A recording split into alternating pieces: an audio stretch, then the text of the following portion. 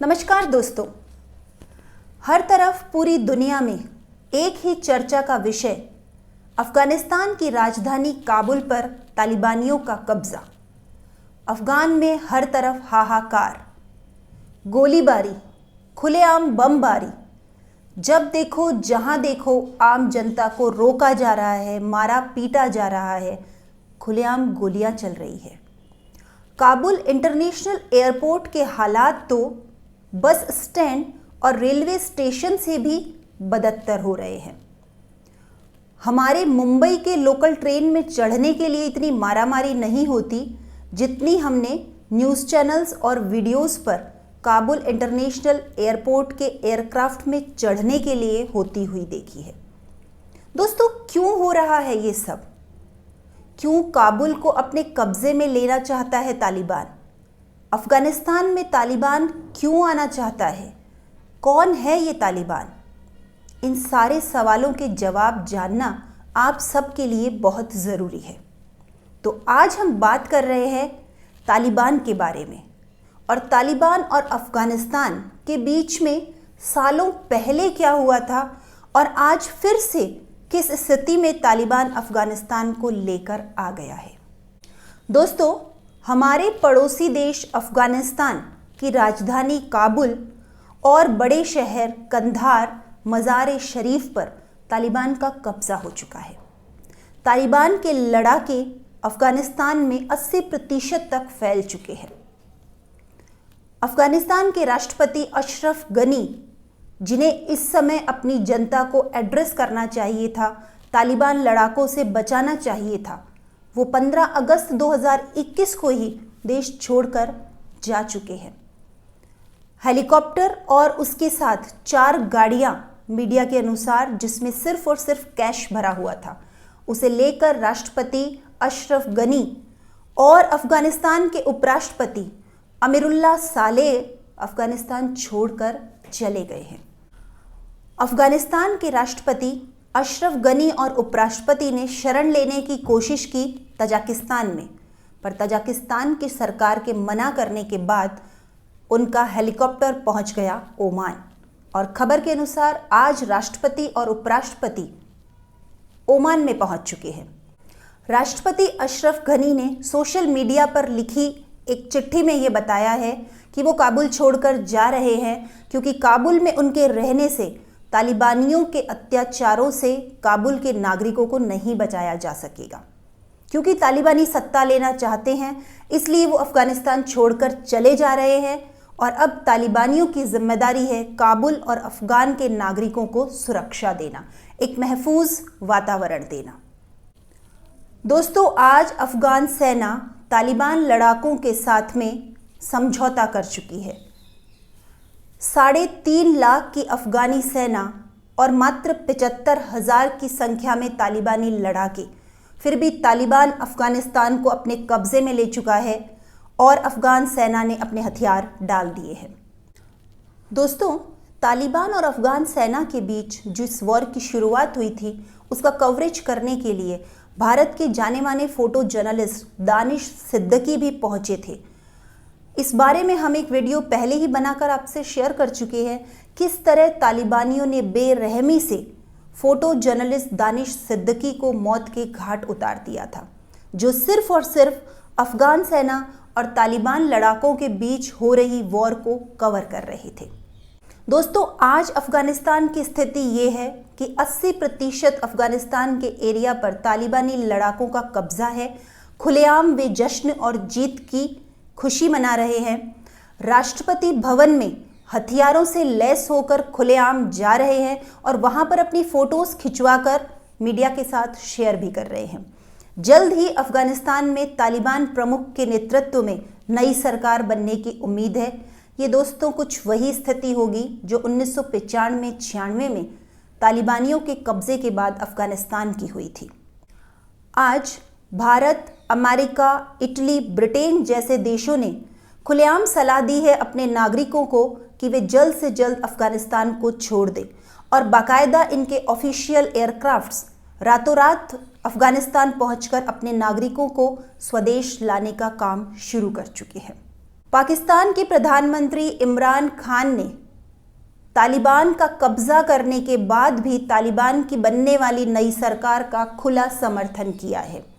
साथ ही चीन का भी दावा है कि अफगानिस्तान के नागरिकों को पूरा अधिकार है अपनी मन मर्जी की नई सरकार चुनने का।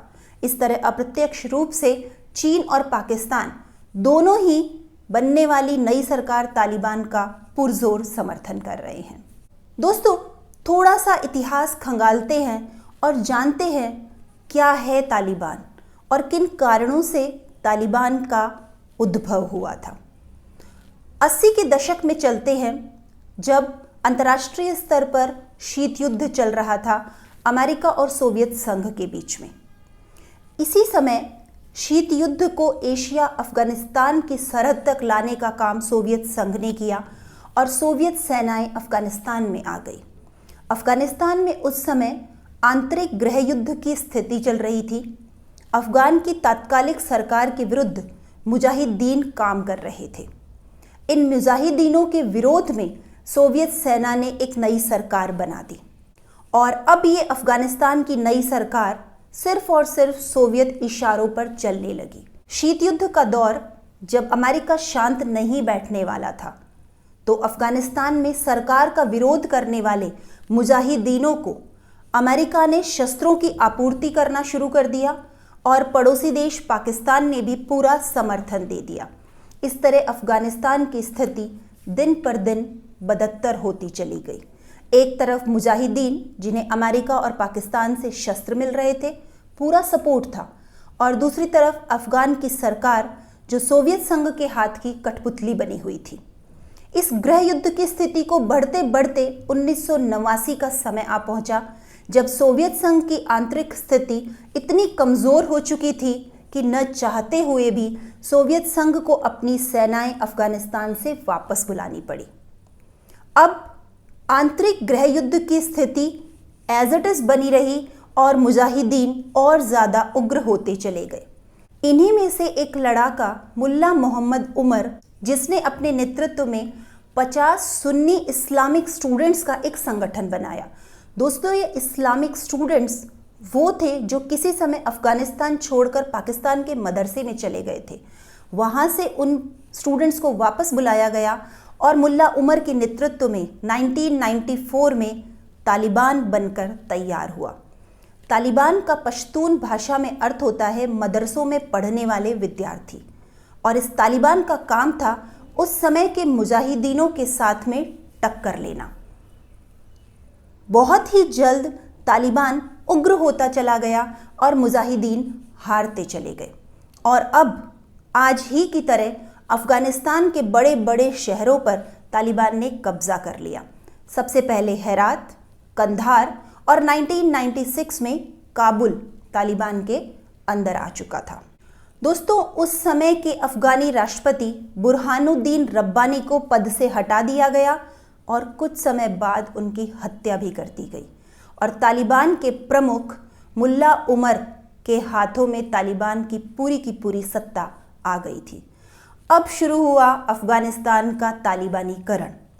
लोगों ने सोचा था कि उन्हें अफगान की अत्याचारी सरकार से निजात मिलेगी, इसलिए कहीं ना कहीं वे तालिबान के सपोर्ट में थे। पर जैसे ही तालिबान ने सख्त इस्लामिक कानून और शरिया कानून को लागू करना शुरू किया, आम जनता को समझ आ गया कि उन पर अब अत्याचार और बढ़ने वाले हैं। दोस्तों, 1998 तक 90% अफगान तालिबान के कब्जे में आ चुका था।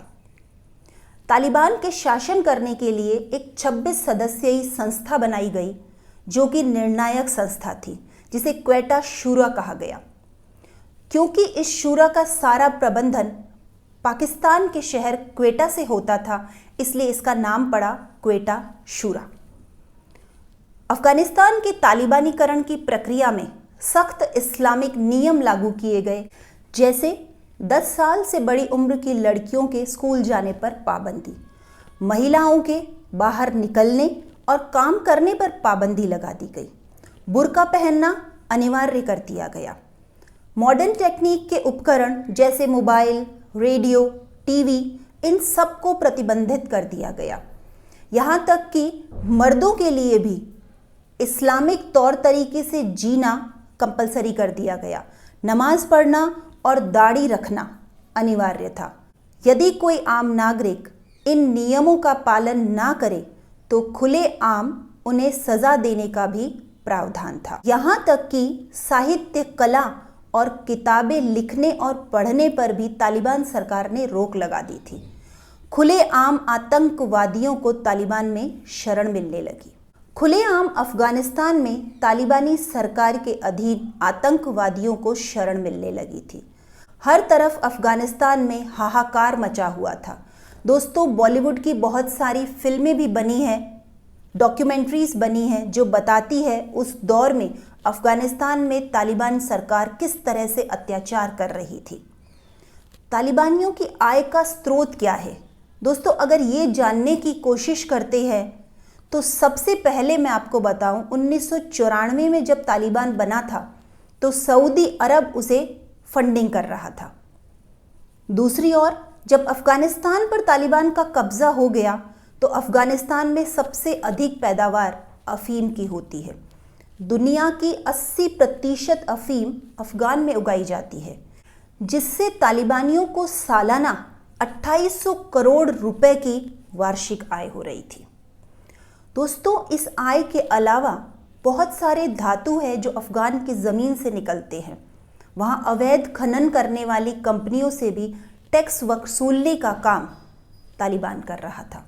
दोस्तों, दूसरी ओर आतंकवादी संगठन अल कायदा का प्रमुख ओसामा बिन लादेन और मुल्ला मोहम्मद उमर के बीच पारिवारिक संबंध बने। मुल्ला मोहम्मद उमर की बहन का निकाह ओसामा बिन लादेन के साथ हुआ। अब अल कायदा प्रमुख ओसामा के लिए बहुत आसान था अफगानिस्तान में आकर कभी भी रहना और शरण लेना। एक दुर्भाग्यपूर्ण दिन आया 11 सितंबर 2001, जब अल कायदा के 19 आतंकवादियों ने अमेरिकी प्लेन हाईजैक किए और न्यूयॉर्क में वर्ल्ड ट्रेड सेंटर और रक्षा मंत्रालय पेंटागन पर आतंकी हमले किए। इन हमलों में लगभग 3000 अमेरिकी लोग मारे गए थे और इस आतंकी हमले की जिम्मेदारी अल कायदा के प्रमुख ओसामा बिन लादेन ने खुद चिट्ठी लिखकर ली थी। अब अमेरिका का एक ही काम था, इस हमले का इंतकाम लेना।